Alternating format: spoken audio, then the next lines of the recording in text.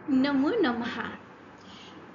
छात्रों, आज हम पढ़ने जा रहे हैं कक्षा 7 मल्हार एनसीईआरटी हिंदी पुस्तक का चौथा पाठ पानी रे पानी, जिसे अनुपम मिश्र जी ने लिखा है। पानी रे पानी तेरा रंग कैसा, क्रिस्टल जैसा चमकदार, रंगहीन गंधहीन पानी हमारे जीवन का आधार है। रहीमदास जी ने सही ही कहा है, रहीमन पानी राखिए बिन पानी सब सून, पानी गए न ओबरे मोती मानस चून। अब यदि एक दिन पानी ना मिले तो क्या होगा? हम पानी का उपयोग किन किन कार्यों में करते हैं? क्या आपने कभी पानी की कमी का अनुभव किया है? और पानी बचाने के लिए आप घर या स्कूल में क्या करते हैं? अच्छा, ये भी नहीं जवाब दो तो चलो एक चीज का जवाब लिखो कमेंट बॉक्स में कि पानी शब्द सुनकर आपके मन में सबसे पहले कौन सा शब्द आपकी सोच में आया, मन में आया। लिखिए जरा, इसी से पानी का महत्व आपको स्पष्ट हो जाएगा। जिस तरह से सांस लेने के लिए हमें शुद्ध हवा ऑक्सीजन की जरूरत पड़ती है, ऐसे ही शरीर को चलाने के लिए पानी की जरूरत पड़ती है। जिस तरह से शरीर में 70% पानी है, प्रभु ने, ईश्वर ने, परमपिता ने इस धरती पर भी 70% से अधिक पानी बनाया है। और आप जानकर हैरान रहेंगे, मात्र 2% ही उसमें पीने लायक शुद्ध पानी इस धरती पर है। बाकी जल या तो समुद्र पर है, ध्रुवों पर और भी शुद्ध पानी अवेलेबल है, पर क्या वो दूर है आपके घर से? नहीं, आप जा सकते हैं वहां लेने वो पानी, ध्रुवों वाला बर्फीला पानी, है ना? कितना महंगा पड़ेगा लाना। और समुद्र का पानी तो अपार है, लेकिन उन विशाल समुद्रों का जल खारा है, उसे शोधन करने में ही इतना खर्चा आ जाएगा। तो अब ऐसे में ज़रूरत है, जब हम जान गए कि पानी की इम्पोर्टेंस क्या है, कि हम वो जल कैसे सुरक्षित रखें, उसका संरक्षण कैसे करें, है ना? जल जंगल और ज़मीं है जीने की आस, खत्म हुए जो ये सभी, मिले कहाँ फिर सांस भैया, मिले कहाँ फिर सांस।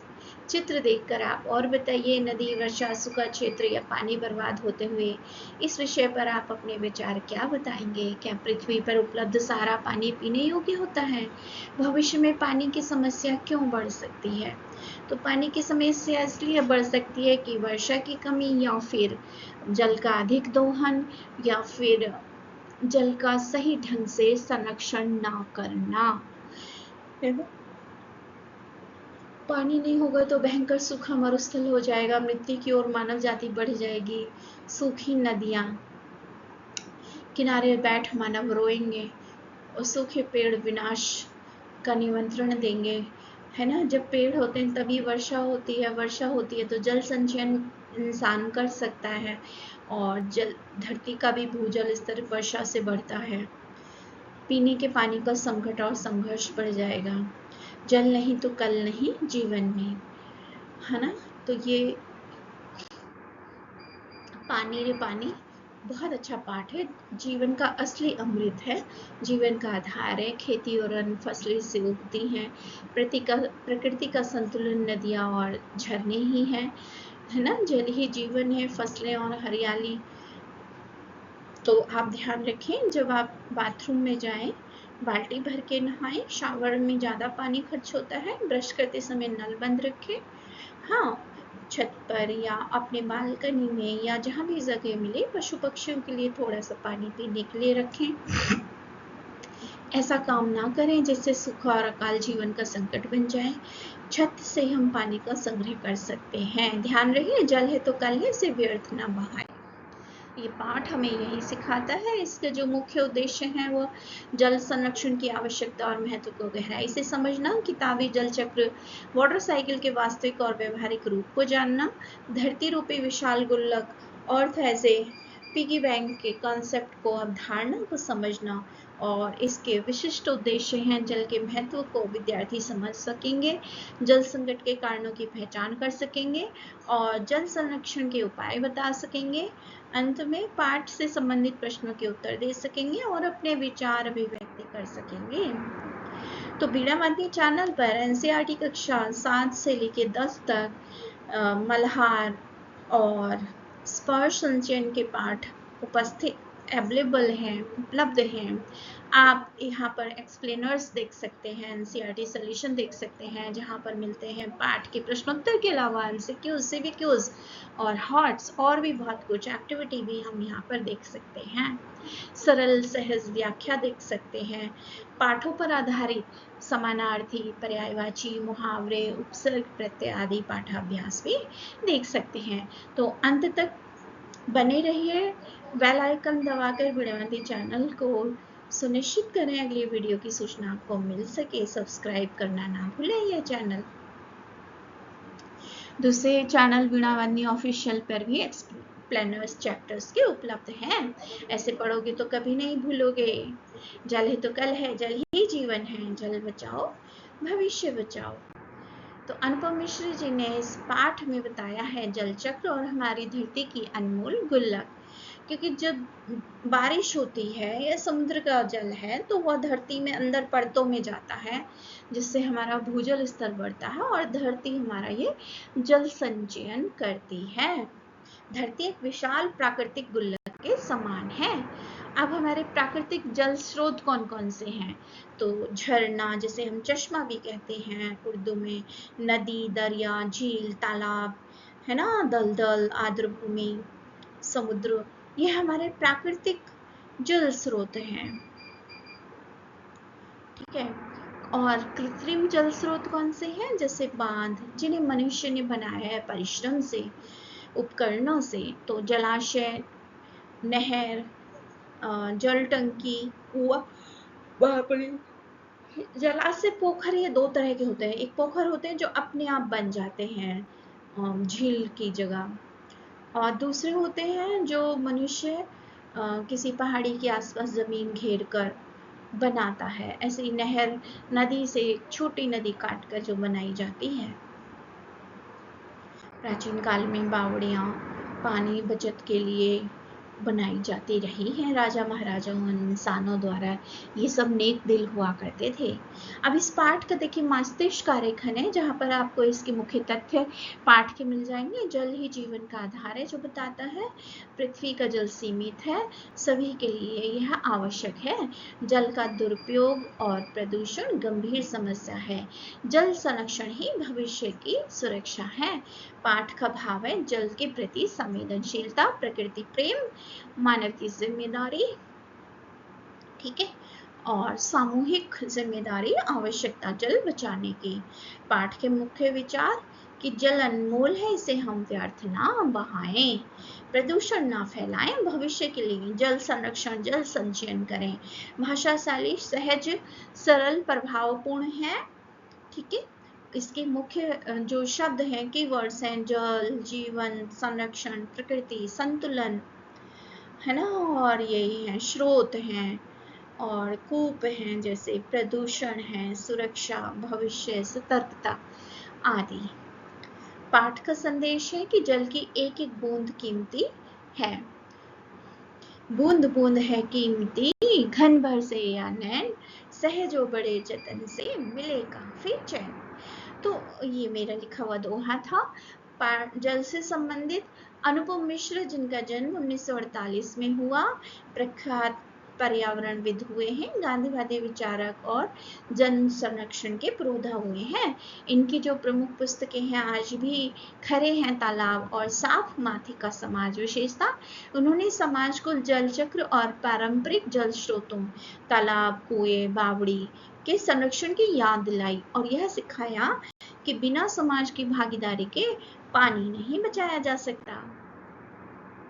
ये देखिए अनुपम मिश्र, उनकी रियल पिक लेटेस्ट।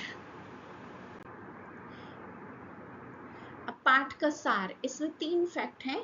प्रकृति द्वारा धरती की गुल्लक को वर्षा से जल से भरना, वर्षा के, और मानवीय भूल क्या हुई है, लालच में तालाबों और झीलों को पाटकर बस्तियां बनाना। वो तो समुद्र तक को पाटता जा रहा है। मुंबई, केरल, बैंगलोर, गोवा में देखा ना समुद्र का हाल, किनारे पे भरत करके वो होटल, घर आदि संस्थान बना रहा है। परिणाम क्या हो रहा है, नल सूख रहे हैं, अकाल, निकासी न होने पर बाढ़ भी आ जा रही है, मतलब प्रकृति का संतुलन बिगड़ रहा है। तो अनुपम मिश्र द्वारा लिखित इस पाठ का सार यह है कि जल की महत्ता और इसके संरक्षण पर केंद्रीय भाव है। लेखक बताते हैं कि भूगोल की पुस्तकों में हम जल चक्र के बारे में, वाटर साइकिल के बारे में नित्य ही पढ़ते हैं, कैसे समुद्र का भाप, पानी भाप बनकर बादलों में बदलता है और फिर वर्षा के रूप में धरती पर आता है। लेकिन वर्तमान में स्थिति चिंताजनक है। वर्षा के समय जो है बस्तियां डूबने लगती हैं, और क्या होता है, जबकि गर्मियों में नल सूख जाते हैं, है ना। अकाल, बाढ़ परस्पर संबंधित समस्याएं हैं।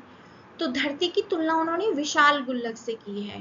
गुल्लक तो आप जानते हैं ना, पिगी बैंक, बच्चे पैसे इकट्ठे करते हैं। जैसे हम अपनी बचत गुल्लक में डालते हैं, वैसे ही वर्षा का बहुमूल्य जल हमें धरती की इस गुल्लक में जमा करना चाहिए। तालाब और झीलें इस गुल्लक को भरने का माध्यम है, जिनसे पानी रिसकर जमीन के नीचे छिपे जल भंडार को समृद्ध करता है, संपन्न करता है, फुलफिल करता है। यानी कि यह पानी का वह अदृश्य खजाना है जो जिसका उपयोग हम निरंतर, लगातार यानी कि कंटिन्यूअसली कर सकते हैं। दुर्भाग्यवश जमीन के लालच में मनुष्य ने तालाबों को कचरे से पाट दिया और उन पर मकान और बाजार खड़े कर दिए। इसी गंभीर भूल के कारण आज हमें जल संकट का सामना करना पड़ रहा है। पाठ का संदेश क्या है? पाठ का संदेश है कि हमें जल चक्र को भली भांति समझना होगा, वर्षा के जल को सहेजना होगा, जल जहां गिरे वहीं जमा कीजिए, यानी कि कलेक्शन ऑफ वाटर। यह मंत्र हमें अपनाना चाहिए। यदि हम अपने आसपास के जल स्रोतों, नदियों और तालाब की रखवाली उचित ढंग से करेंगे, तभी हमारा भविष्य सुरक्षित रहेगा। इसमें जिक्र है ना कहानी, 4 भाइयों को एक पारस पत्थर मिला जो लोहे को शुद्ध सोने में बदल देता था। तो वो सोचता है कि चलो इसे राजा को दे देता हूँ, राजा खुश हो जाएगा, वही समझदार ज्यादा है, उपयोग करेगा। राजा के पास गए, राजा कहता है कि तुम इसे रखो और ऐसे मानवता के काम करो, जहां भी जाओ हम बावड़ियां, तालाब बनाते जाना, है ना, जिससे मनुष्य को पीने के लिए पानी मिले। नेक काम करना इस पारस से। धरती की गुल्लक का जो माइंड मैप है, देखिए, जल चक्र और वर्षा प्राकृतिक स्रोत हैं, भूजल भंडार धरती करती है, धरती का इसमें पानी का खजाना है मानो। वर्षा जल संरक्षण होता है, रेन वाटर हार्वेस्टिंग।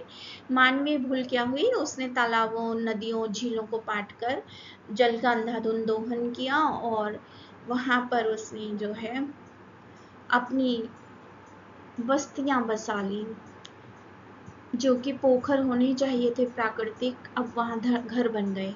संकट, गर्मी में अकाल और बरसात में बाढ़। नतीजा इसका ये हुआ कि प्रकृति का असंतुलन हो गया। अकाल और बाढ़ एक ही सिक्के के 2 पहलू हैं। देखिए, कहीं तो अब वर्तमान में आप देख रहे हैं शुरू हो गया है वह चक्र प्रकृति का असंतुलन को संतुलित करने का। कहीं पे वो वर्षा बहुत हो रही है, कहीं पे बाढ़ आ रही है, इतनी अधिक बारिश हो रही है। क्यों? क्योंकि प्रदूषण इत्यादि से प्रकृति में असंतुलन हो गया है। भूजल के छुपे खजाने को ना सहेजने पर गर्मी में बूंद बूंद को तरसना पड़ता है, अकाल पड़ जाता है, धरती सूख जाती है, बंजर हो जाती है, पेड़ पौधे मर जाते हैं, पेड़ पौधे नहीं रहते तो खाने को नहीं मिलता, खाने को नहीं मिलता, पशु पक्षी मनुष्य सब मरने लगते हैं। तो तालाबों को पाट देने से बरसात का पानी जमा नहीं हो पाता और हम डूब जाते हैं, यानी कि बाढ़ आ जाती है। तो देखिए, झील और तालाब बाढ़ के पानी को भी सोख लेते हैं। हमारा भूजल भंडार निम्नलिखित में से किससे समृद्ध होता है? भाई तालाब और झील से समृद्ध होता है। अगला देखिए बहुविकल्पी प्रश्न। निम्नलिखित में से कौन सी बात जल चक्र से संबंधित है? तो भाई जल चक्र से इसके दो उत्तर हैं, समुद्र से उठी भाप का बादल बनकर बरसना और नदियों का समुद्र में जाकर मिलना, है ना। जल चक्र की प्रक्रिया में समुद्र का पानी भाप बनकर बादल बनता है और वर्षा के बाद नदियों के माध्यम से पुनः समुद्र में मिल जाता है। इस बड़ी गलती की सजा अब हम सबको मिल रही है। यहाँ किस गलती की ओर संकेत किया गया है? जल चक्र की अवधारणा को ना समझना, आवश्यकता से अधिक पानी का उपयोग करना या तालाबों को कचरों से पाट कर समाप्त कर देना। तो यहाँ पर जो है ये तीसरा वाला उत्तर पॉइंट सही है। ये प्रश्न हमें सिखाते हैं प्राकृतिक संसाधनों, तालाबों और झीलों की रक्षा करना हमारे लिए कितना अनिवार्य है ताकि हमारा भूजल भंडार सुरक्षित रहे। मिलान कीजिए। देखिए ये उत्तर है भूजल भंडार यानी कि जमीन के नीचे छिपा खजाना, धरती की गुल्लक, वर्षा के जल सहेजने वाले तालाब और झीलें, जल चक्र, समुद्र से भाप, ठीक है, भाप से बादल और बादल से वर्षा की निरंतर यात्रा, वाटर साइकिल, अकाल क्या है? पानी की कमी के कारण पैदा हुए सूखे के हालात, कृतज्ञ समाज कैसे है? तालाब बनाने वालों को सम्मान देने वाला समाज। अब आइए इंपॉर्टेंट प्रश्न, शॉर्ट क्वेश्चंस। पाठ में धरती को बहुत बड़ी गुल्लक क्यों कहा गया है? तो जिस तरह से हम अपनी गुल्लक, मिट्टी की गुल्लक में पैसा जमा करते हैं ताकि जरूरत पड़ने पर काम आ सके, उसी तरह धरती अपनी मिट्टी की विशाल गुल्लक में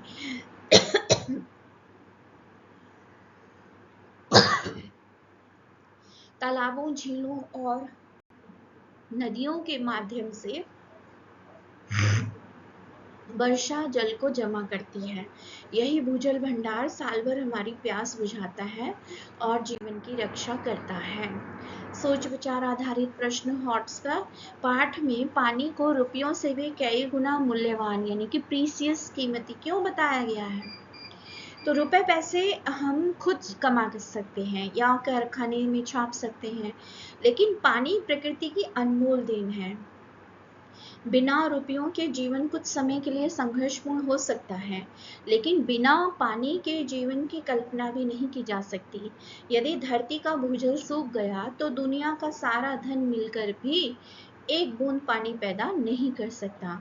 पानी जीवन है, पैसा केवल साधन है।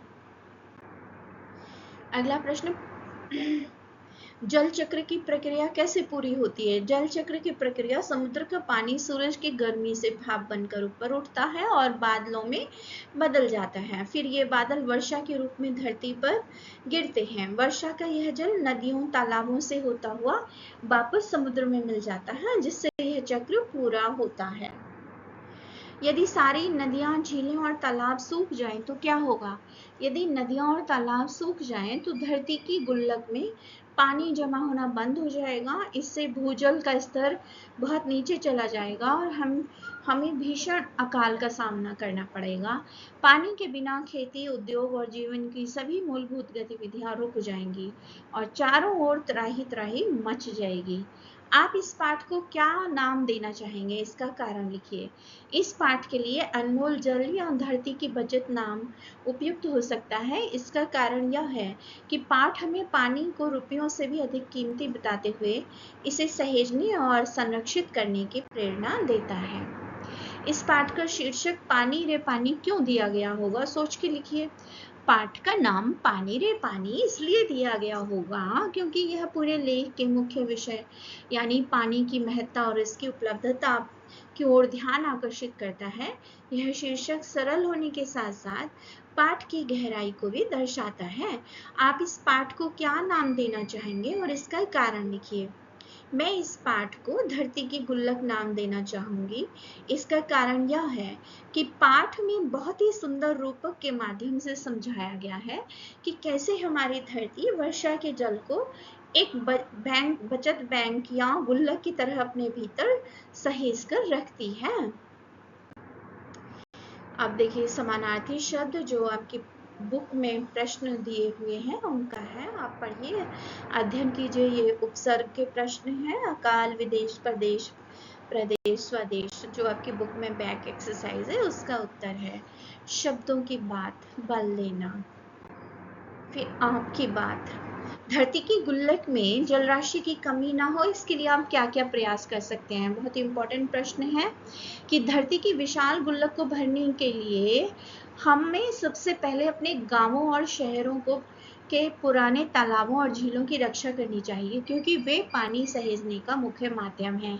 हमें वर्षा के जल को व्यर्थ बहने से रोकना चाहिए और उसे छत के ऊपर वर्षा जल संग्रहण जैसी तकनीकों के माध्यम से जमीन के भीतर पहुंचाना चाहिए। इसके अलावा हमें अधिक से अधिक वृक्ष लगाने चाहिए और जमीन को कचरे से पाटने जैसी गलतियों को रोकना चाहिए, ताकि पानी प्राकृतिक रूप से जमीन में रिस सके।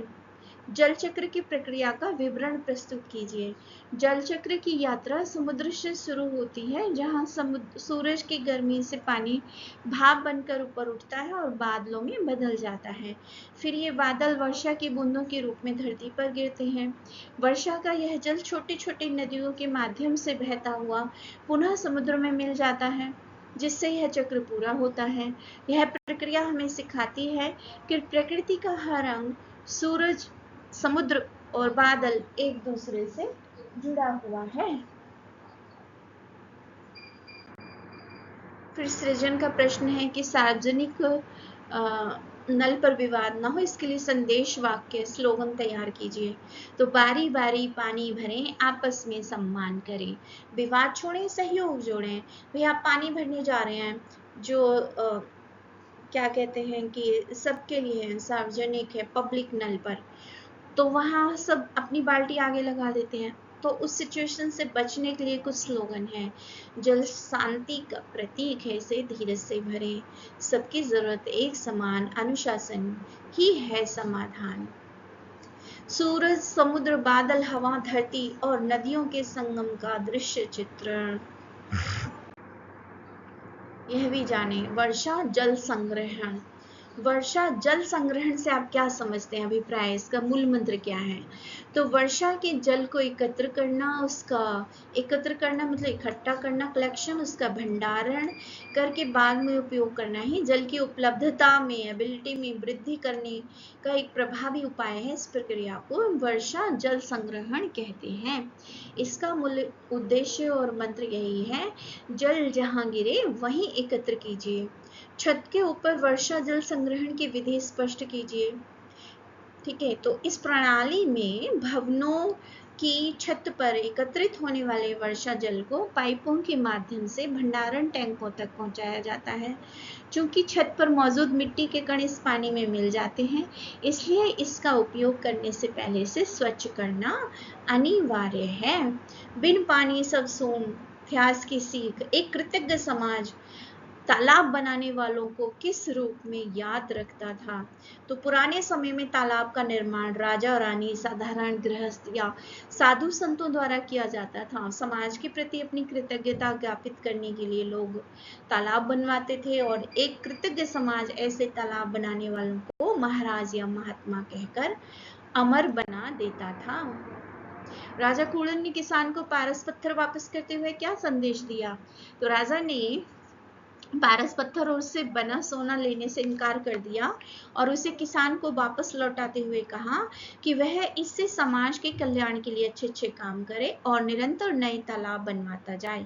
यह प्रसंग हमें सिखाता है कि असली पारस वह है जो पूरे समाज का भला करे। साझी समझ विश्व वे श्रेय के अनुभव। नन्हे विश्वेश्वरैया ने प्रकृति की शक्ति को किस रूप में पहचाना? तो विश्वेश्वरैया ने देखा कि एक छोटी सी नाली का पानी जब वेग से बहता है तो वह अपने साथ बड़े पत्थर को भी बहा ले जाने की शक्ति रखता है। उन्होंने हवा और सूर्य की शक्ति को भी महसूस किया और यह निष्कर्ष निकाला कि प्रकृति असीम शक्ति का स्रोत है, जिसे जानना और समझना बहुत आवश्यक है। विश्वेश्वरैया के जीवन का मूल संदेश क्या था? उनके जीवन का सार और संदेश बहुत ही स्पष्ट था छात्रों। पहले जानो फिर करो। कुछ भी नया करने से पहले उसके बारे में फैक्ट जुटा लो, मतलब नॉलेज होनी चाहिए।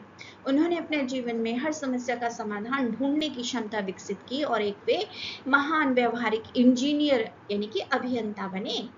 ये प्रेरक प्रसंग हमें सिखाते हैं कि प्रकृति की शक्तियों का सम्मान करना और समाज के हित में जल स्रोतों का निर्माण करना ही सच्ची मानवता है।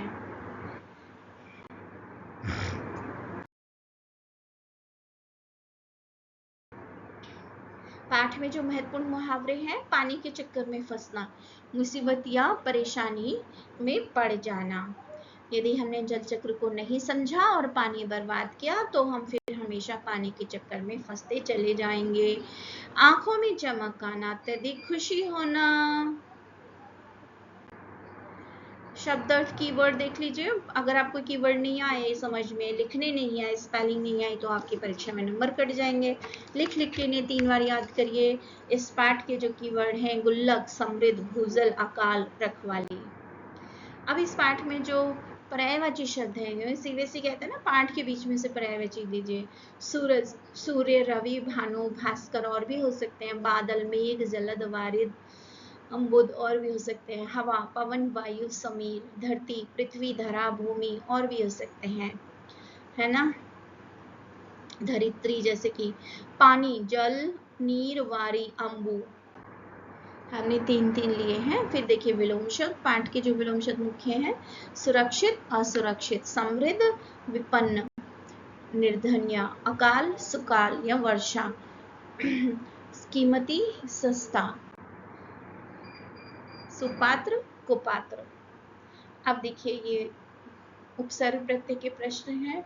फिर आज की पहेली के उत्तर मैंने यहाँ दिए हुए हैं, आप इन्हें पढ़िए।